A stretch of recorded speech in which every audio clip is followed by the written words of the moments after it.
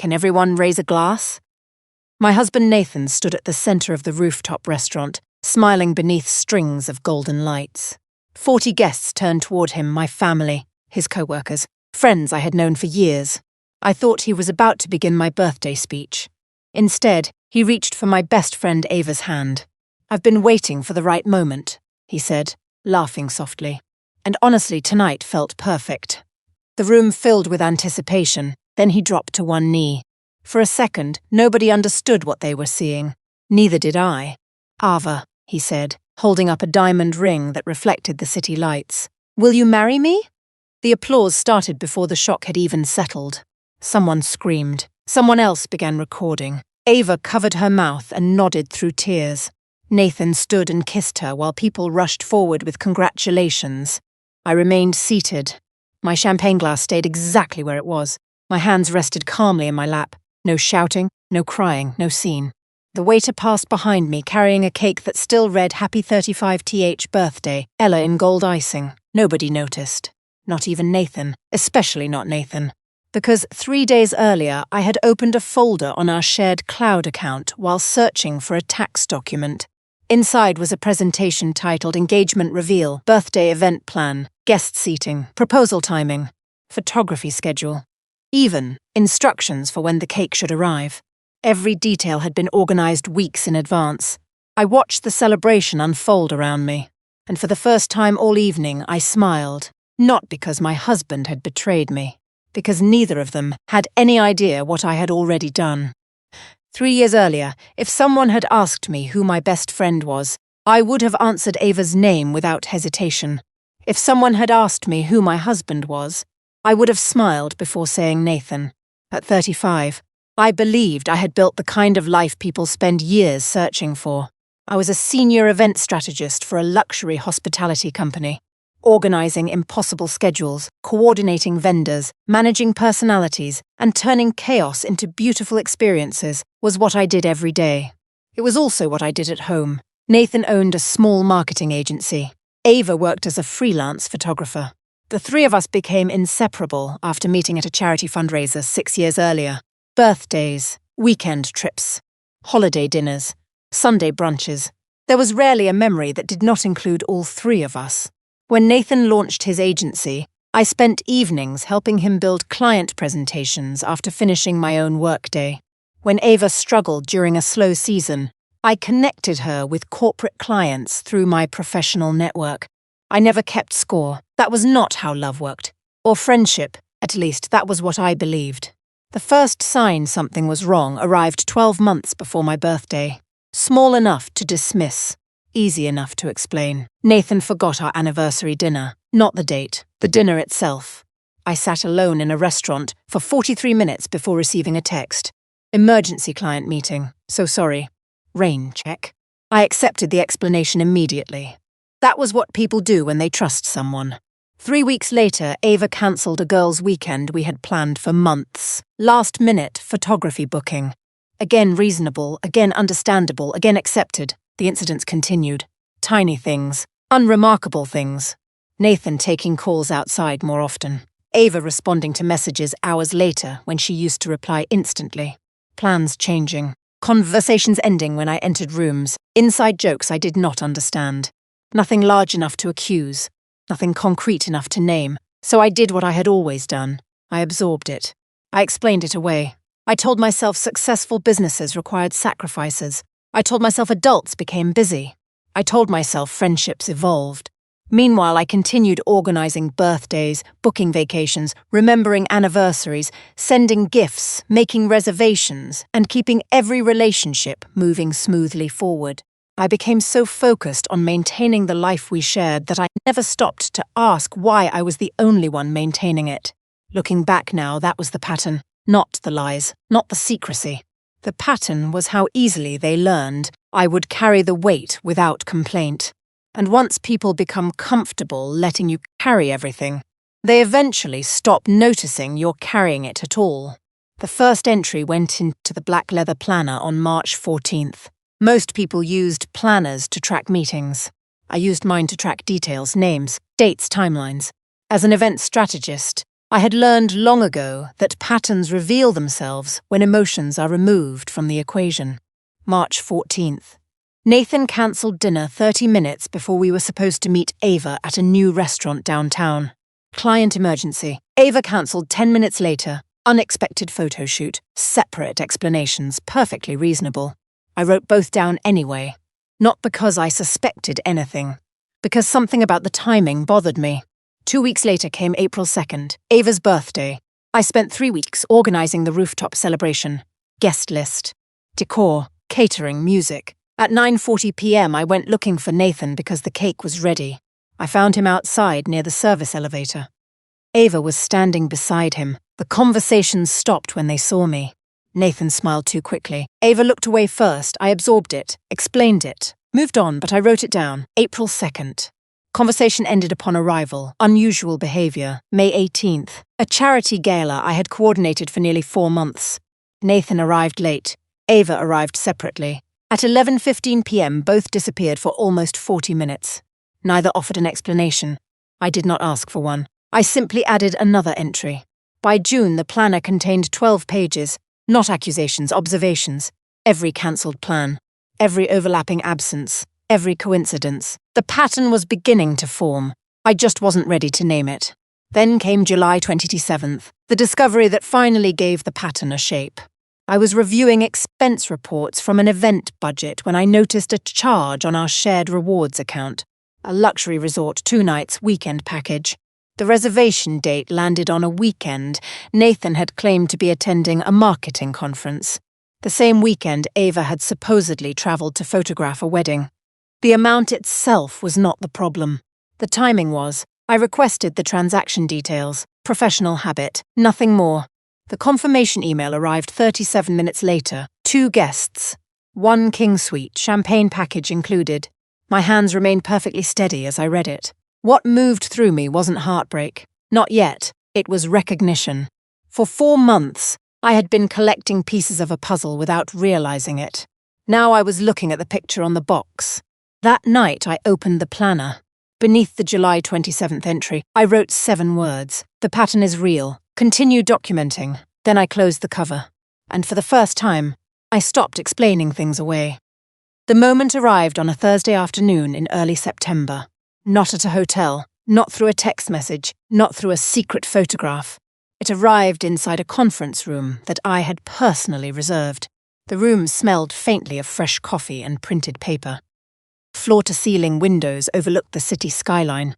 12 clients sat around the polished oak table, waiting for the quarterly presentation I had spent 6 weeks preparing. It was one of the biggest contracts our company handled all year. Nathan and Ava weren't supposed to be there. Then the elevator doors opened, and they walked in together. At first I assumed it was coincidence, until I heard Nathan speaking to one of my clients. "We're actually planning something very special together," he said. The client smiled. "A wedding!" Nathan laughed, "hopefully very soon." Ava squeezed his arm. Neither of them had noticed me yet. I stood at the opposite end of the hallway holding a stack of presentation folders. For a moment, the entire building seemed to go silent. The clients, the hallway, the city beyond the glass. Everything narrowed to that single gesture. Her hand on his arm, his smile. Their complete certainty that nobody important was watching. That was the moment. Not because it confirmed the affair. I already knew that. Not because it proved they intended to marry. The resort reservation had already suggested that. It was the casualness, the confidence, the way they discussed their future while standing inside a professional opportunity I had personally created. An opportunity Ava had received because I introduced her to those clients. An opportunity Nathan benefited from because I had spent years expanding my network. For the first time, I saw the full shape of what had happened. They hadn't simply hidden something from me. They had quietly stepped into spaces I built and started treating them as their own. Recognition replaced uncertainty. Completely, irreversibly. I walked into the conference room, delivered the presentation, closed the contract. Smiled in every photograph, nobody noticed anything unusual. Not Nathan, not Ava, not even me if someone had looked quickly. But something fundamental had changed. That evening I drove home alone. At a red light, I opened the voice notes app on my phone. I recorded a single sentence. Just one. My name is Ella Hart. Today I stopped trying to save this marriage. The light turned green. I drove forward. When I got home, I transferred the audio file into a private folder. Then I opened the black planner. Under September 7th, I wrote 3 words, no more doubt. An hour later, I made the first phone call. And once that call was finished, there was no path back to the life I had been living. The attorney's office was on the 18th floor of a glass building overlooking the river. I went there on a Tuesday during my lunch break. No dramatic entrance, no tears, no speech about betrayal. Just a woman carrying a leather work bag and a planner filled with dates. Her name was Rebecca Shaw, corporate attorney, specialized in partnership agreements, financial disputes, and asset protection. The exact kind of person who dealt in facts rather than feelings. She listened without interrupting. The planner, the resort reservation, the proposal presentation, the timeline, the cloud account records. When I finished, she folded her hands neatly on the desk. "How long have you been documenting this?" "6 months. Rebecca nodded once, not surprised, not impressed. Simply recognizing preparation when she saw it. "Good," she said, 1 word. But it was the first time anyone had confirmed what I already suspected. I wasn't overreacting. I wasn't imagining things. I was organizing information, the way I had organized everything else in my life. Over the next 3 weeks, I became methodical. Every evening after work, I spent exactly 45 minutes reviewing records, emails, shared accounts, property documents, insurance policies, investment reports. As an event strategist, I managed logistics for million-dollar projects. Complex timelines didn't intimidate me. I built a digital archive the same way I built major events. Every document categorized, every date cross-referenced, every file duplicated and securely stored. Patterns became evidence. Evidence became structure. Structure became leverage. Meanwhile, life on the surface remained unchanged. Nathan still kissed my cheek before leaving for work. Ava still sent occasional messages, pretending everything was normal. I responded politely. I attended dinners, accepted invitations, smiled in photographs. The performance continued, and because they believed I was unaware, they became careless. Nathan discussed future apartment options over the phone while standing 10 feet away from me. Ava forwarded venue ideas to his personal email. Neither noticed that I had stopped asking questions. Neither understood that silence no longer meant trust. It meant observation. By October, Rebecca had everything. The planner, the digital archive, financial records, communication logs, the proposal presentation. Even the metadata proving exactly when the engagement plan had been created. Months before my birthday. Months before the public humiliation. The evidence sat neatly organized inside encrypted folders. A reflection of the person who created them. Orderly. Precise, difficult to challenge. On the first Monday of November, Rebecca called. "I think we're ready." I thanked her, hung up, then returned to the event proposal I was reviewing at work. Across town, Nathan was probably having lunch. Ava was probably editing photographs. The city moved exactly as it always had. Traffic lights changed, meetings started, coffee was poured, and neither of them had the slightest idea that every piece on the board was already in position. The move itself took less than 20 minutes. 6 months of preparation, 20 minutes of execution. That was the thing most people misunderstand about strategy. The action is rarely the difficult part. The difficult part is waiting until the action becomes inevitable. On the second Tuesday of November, Rebecca's team filed everything. Financial separation requests, asset protection notices, formal documentation preserving ownership of several professional contracts that existed solely because of my work. Nothing aggressive, nothing theatrical, just precise. By noon, every document was where it needed to be. Every signature was complete. Every date was recorded. For the first time in months, there was nothing left to prepare. Only consequences waiting to arrive. I spent the afternoon reviewing seating diagrams for a corporate awards gala. At 4:15 p.m., I approved floral arrangements. At 5:30 p.m., I answered client emails. At 6 p.m., I drove home. The city looked exactly the same. The sky, the traffic, the storefronts glowing in the evening light. Nothing appeared different. But underneath the surface, the architecture of my future had already changed. Nathan was in the kitchen when I arrived. He was scrolling through his phone while reheating leftovers. "Hey, birthday girl," he said with a grin. 3 days until the party. 3 days until the proposal. 3 days until the moment he believed would begin his new life. I smiled, asked how his day went. Listened to him talk about work, the same way I always had. Across town, Ava was posting photographs from a recent engagement shoot. I saw the images later that evening. Happy couples, golden hour lighting, promises about forever. The irony almost made me laugh. Neither of them knew. That was the extraordinary part. Not because they were unintelligent, because certainty makes people careless. Nathan believed he controlled the timeline.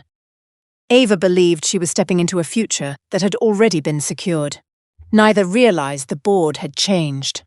Neither realized the game they thought they were playing had already ended. 2 nights before my birthday, Nathan left his laptop open on the dining table. The proposal presentation remained there. Guest schedule, ring delivery confirmation, photography timeline, everything. I closed the screen gently, not because I was hurt, because I no longer needed the information. The evidence had already done its job. On the morning of my birthday, I woke up before sunrise, made coffee, sat quietly beside the window, and watched the city wake up around me. Somewhere in that city, Nathan was preparing a proposal. Ava was preparing to say yes. Both of them believed the evening belonged to them. What neither understood was that the most important decision had already been made. Months earlier, by the woman they thought wasn't paying attention. And by the time the rooftop celebration began, there was nothing left for me to fear. The applause lasted almost 30 seconds. Long enough for people to gather around Nathan and Ava. Long enough for champagne glasses to rise into the air. Long enough for everyone to forget there had originally been another reason for the celebration. My birthday. Nathan wrapped an arm around Ava's waist. Ava's diamond ring caught the light. Guests crowded around them with congratulations. Phones appeared. Photos were taken. And standing in the center of it all, Nathan looked happier than I had seen him in months. Then the event manager approached me, quietly, professionally. "Miss Hart," she said, "would you still like the presentation displayed?" I looked toward the large screen, overlooking the rooftop. "Yes," I said, "normal volume, no emotion, no performance." The screen lit up. At first, nobody paid attention. People assumed it was part of the proposal. Then the first image appeared, a resort reservation, date stamped. 2 guests, 1 king suite. The applause stopped. A second image replaced it. The engagement presentation. Creation date highlighted, 8 months before my birthday, months before the public proposal. Conversations began dying mid-sentence. The rooftop grew quieter. Nathan turned first, then Ava. Their smiles disappeared simultaneously. Nathan began. I stood, set my champagne glass down, and faced the room. I thought it was important everyone understood what they were celebrating. Nobody moved. Nobody spoke. The city lights glittered beyond the rooftop. The silence felt enormous. Nathan stepped forward. "It's not what you think." For the first time all evening, I looked directly at him. Not with anger, not with heartbreak, just clarity. I know exactly what it is. The words landed harder than shouting ever could. Ava looked pale. Nathan tried again. "We were going to tell you." I nodded. "I know, another attempt. We never meant to hurt you." Again I nodded. "I know." The room remained perfectly still. Because the truth was no longer hidden. And because neither of them could explain away dates, documents, timelines, and plans that existed months before the performance they had just staged. I reached into my bag, removed a thin folder, and handed it to Nathan. Inside were the formal notices Rebecca had prepared: financial separation, asset, protection documentation, ownership agreements, everything. Nathan looked down at the papers, then back at me. Something changed in his face. For the first time since I had known him, certainty disappeared. "What is this?" he asked quietly. I adjusted my jacket. The same calm movement I used before major business presentations. "The consequences," I said. No raised voice. No scene, no revenge speech, just accuracy. Then I picked up my handbag, turned toward the elevator, and left the rooftop while the celebration collapsed behind me. 6 months later, I unlocked the door to my new apartment at 6:12 on a Thursday evening. The lock clicked softly. A small sound. But it meant more to me than the applause that had filled the rooftop that night. The apartment sat on the 12th floor of a converted historic building overlooking the river. Large windows filled the living room with afternoon light. A bookshelf lined one wall. Fresh flowers sat on the dining table. Everything inside the space had been chosen deliberately. Not inherited. Not negotiated. Not compromised. Chosen by me. I placed my keys on a brass tray near the entrance. The tray had become symbolic over the past few months. A reminder that every door I walked through now belonged to a life I was building consciously. My name was on every document, every contract, every utility account, every professional agreement. There was a quiet comfort in that. Not because ownership was important, because clarity was. The city glowed outside the windows as evening settled across the skyline. I moved into the kitchen and poured a glass of sparkling water. The silence felt different now, not lonely, peaceful. For years, I had confused keeping people comfortable with keeping relationships healthy. I had mistaken sacrifice for loyalty, maintenance for love, endurance for commitment. I understood the difference now. A framed photograph sat on the shelf near the window. Not of Nathan, not of Ava, not even of the rooftop. It was a photograph from a corporate awards gala taken years earlier. I was standing alone on stage after successfully producing a major event. Confident, focused, capable. The woman in that photograph had always existed. I had simply spent too much time making sure everyone else was visible. I picked up the frame and smiled. Then I returned it to its place. The legal process had finished months earlier. The financial agreements had been finalized. The consequences had arrived exactly where they were supposed to. I did not track them. I did not ask about them. I did not need updates. The collapse of their world was no longer my responsibility. Neither was their happiness. Neither was their future. Outside, the city lights reflected across the river. Inside, my apartment was warm and quiet. For the first time in years, nothing required managing. Nothing required explaining. Nothing required carrying. I looked around the space I had built. Then I spoke the sentence that finally felt true. I am no longer the person who holds everything together for everyone else. The room remained still, and for the first time so did I. On the brass tray by the door rested the black leather planner that had documented every step of the journey. I left it there, closed, finished, because some records exist to guide you forward, and some are meant to remind you how far you've already come. Before this story ends, I want to ask you something. Have you ever been the person doing all the work that held everything together, only for someone to act like your effort meant nothing? Maybe it was in a relationship. Maybe it was in your family. Maybe it was at work. You gave your time, your energy, your loyalty, and your heart, and somebody treated it like it was ordinary. If that has ever happened to you, leave a comment below and simply write, "I know my worth." I read every comment and I'd love to hear your story. And if you enjoy powerful betrayal, revenge, relationship, and life transformation stories like this one, make sure you subscribe and turn on notifications so you never miss the next story. Because sometimes the greatest victory isn't getting revenge. It's realizing your value before they do. See you in the next story.